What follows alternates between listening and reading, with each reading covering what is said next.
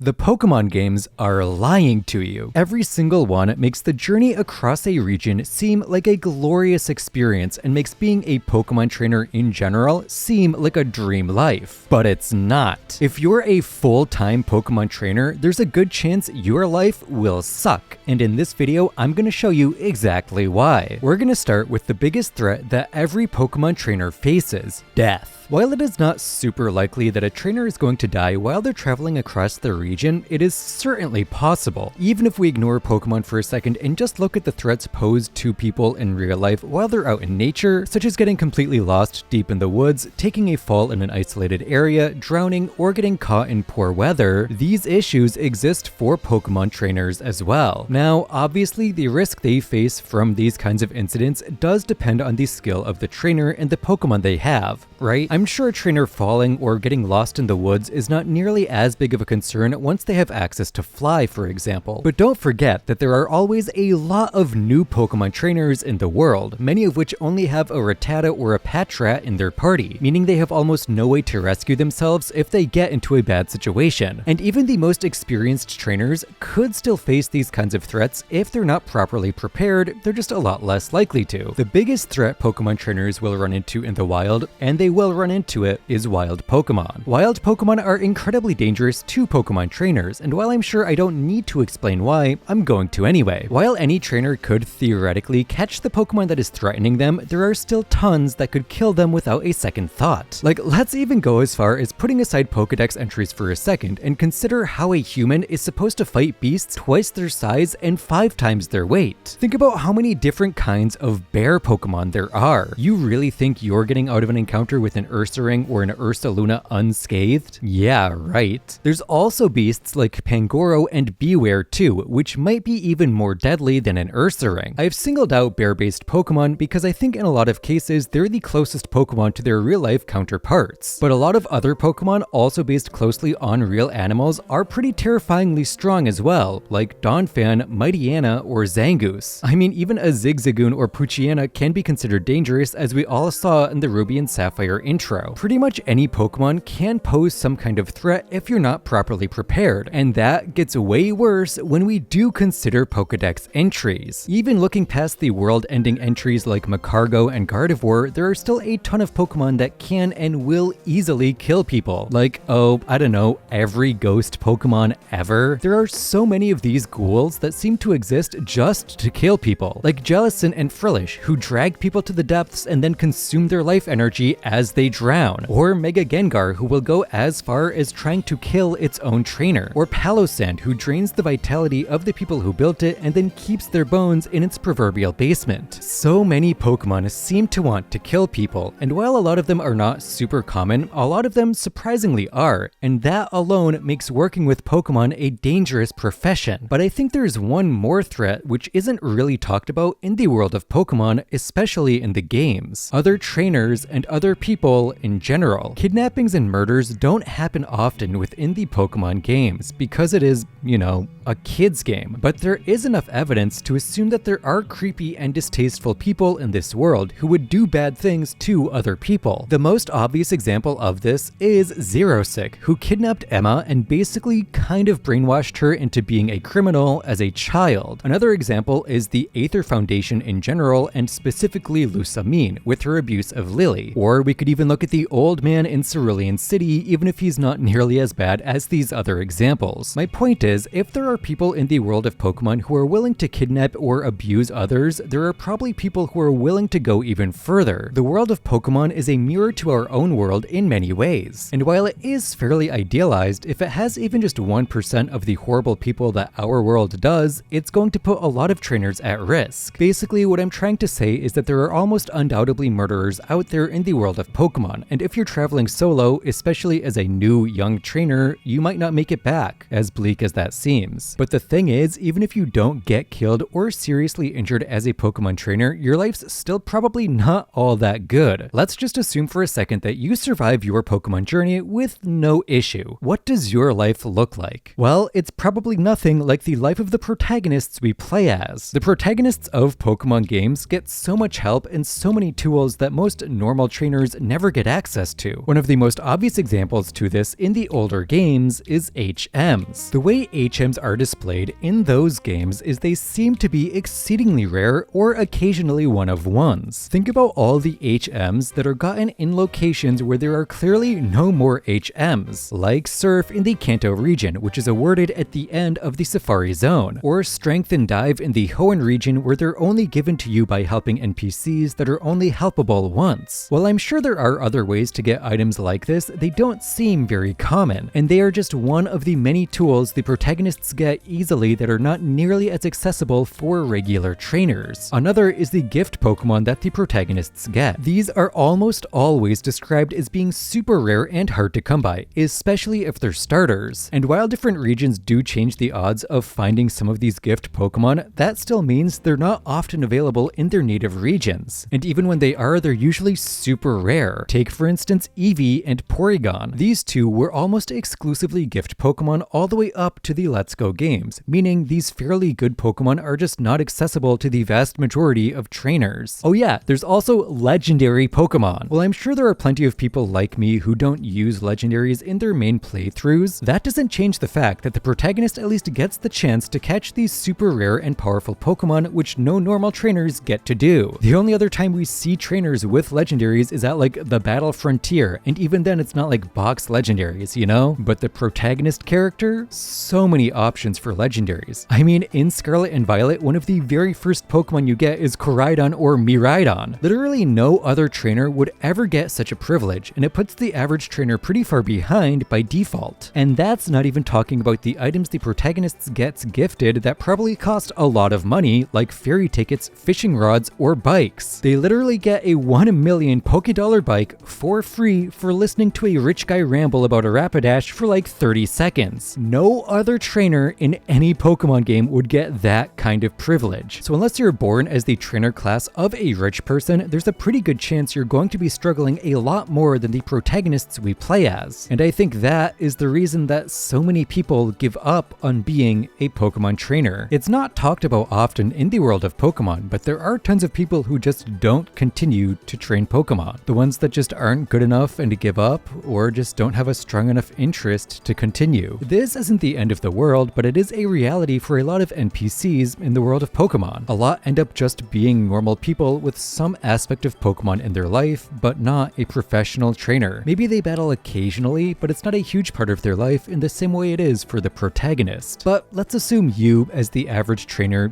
do make it. You are one of the lucky few to complete the region's challenge. You beat the champion, you get good Pokemon, and you do so with no life-altering injuries. Is life good now? Are you set for life? Have you made it as a professional Pokemon trainer? Well, not really. Or rather, it depends on your definition of a good life. The thing about being a Pokemon trainer is you don't make a ton of money, at least from what we can tell. While we don't have a surefire way to look at the finances of Pokemon trainers aside from the protagonist, we can look at data from trainer payouts to estimate the amount of money they carry on them based on the amount of money we, the players, lose when we lose a battle. In most generations, we lose a quarter of the money we hold, which means we can assume trainers we beat lose the same amount unless we're holding the amulet coin, in which case it's half the money they're holding. We can then multiply that money by 2 or 4 to determine the money they hold at one time. Obviously, they could have bank accounts or moms holding money for them, but we don't know that for sure, so as I said, this is an estimation. That being said, most professional trainers like ace trainers or gym leaders carry a low 5-digit amount of money on them, meaning they hold between 10,000 and 99,000 Pokédollars, but usually below 20,000. Compare this to the protagonists who usually carry upwards of 200,000 Pokédollars, if not more, and I'm sure you can see yet another discrepancy. Now, I don't think carrying around 90,000 Pokédollars is necessarily a sign of financial struggle, especially since there are a ton of trainer classes that carry around way less. But it also doesn't exactly scream wealthy, especially when you consider the cost of supplies like Pokeballs, repels, and battle-related items. Another way we could analyze the financial stability of a full-time trainer is by simply looking at how much money we make as the protagonist. Going across an entire Pokemon region will net us around 200,000 to 1 million Pokédollars depending on the game, and obviously how many trainers you fight. This might not sound too bad, but let's not forget that the Pokédollar is based on the yen, meaning that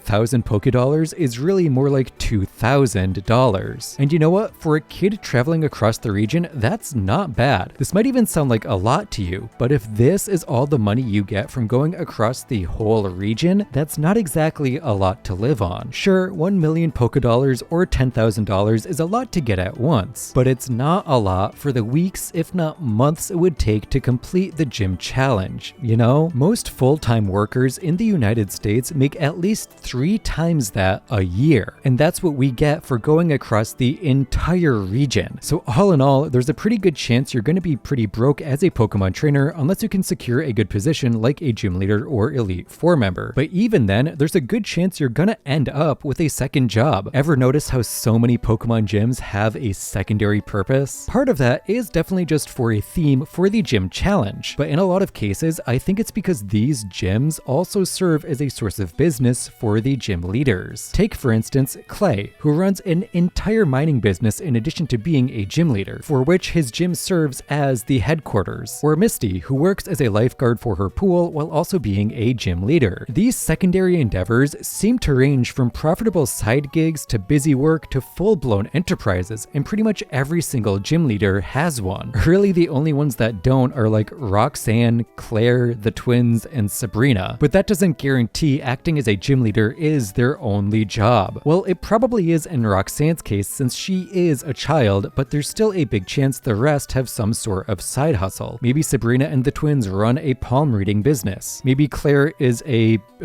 strong woman. Who knows? The more I look at being a professional Pokemon trainer, the more I think it's kind of like being a professional artist. Whether that's a literal artist, a gigging musician, a comic, or an entertainer in general, the vast majority of people who do these kinds of jobs do so alongside another profession to help support themselves. And if that isn't something you mind doing, then by all means go for it. I did that for years before committing to YouTube full-time, and it wasn't that bad, just kind of exhausting. There is something undoubtedly fulfilling about making a living doing what you love that's hard to replicate otherwise. And much like a professional artist, the amount of people who can Pokemon battle for a full self-sustaining salary is really, really low. It's basically just frontier brains. Prior to Scarlet and Violet, I would say one of the best places to try and work if you want to be a full-time Pokemon trainer is the Elite Four, as up to that point, we saw them solely as trainers in the games with very little outside appearances. But thanks to Larry and Hassel in Scarlet and Violet, it's clear that even Elite Four members do side jobs sometimes. I think the reason so many gym leaders and Elite Four members take on these side jobs is just the lack of demand for challengers. Think about it, it seems pretty rare that Pokemon trainers make it all the way to the Elite Four. I doubt these people actually just stand in these rooms for hours and hours. They probably do other things as well in between challengers, even if it's just to occupy their time. So I think a lot of the elite trainers that we see that have alternative responsibilities might not be doing it for the income in a traditional sense, but maybe because they just have a lot of free time on their hands and want to use it in a way other than just standing in a Pokemon gym forever. I think this is why the only truly full-time trainers we see are the bosses of battle facilities, as these facilities have a near infinite amount of trainers challenging them. So if you want to truly battle as a trainer for a full-time job in the world of Pokemon, there are 3 main options as far as I can tell. Be born as a protagonist, accept being fairly poor and standing around a whole bunch, and finally land a job at a battle facility in a region that has one. But honestly, I kind of feel like being a part-time trainer is kind of where it's at. Like, you can still be a critically acclaimed trainer while still following your passions. It's kind of the best of both worlds if you can make it work. Regardless, I think you can see now why I think that the life of a Pokemon trainer has been glamorized in the Pokemon games. If you can complete the gym challenge or island challenge, it might not truly suck like I suggested in the title, but the risks that come along with traveling as a trainer across the region are so enormous that I think that part of being a Pokemon trainer could be quite horrible. Would you still want to be a Pokemon trainer while keeping all this in mind? Let me know in the comments down below. And while you're down there, consider subscribing as well. It would really mean a lot to me. Thank you so much for watching as always. I really hope you enjoyed this video, and I'll see you next week for another one.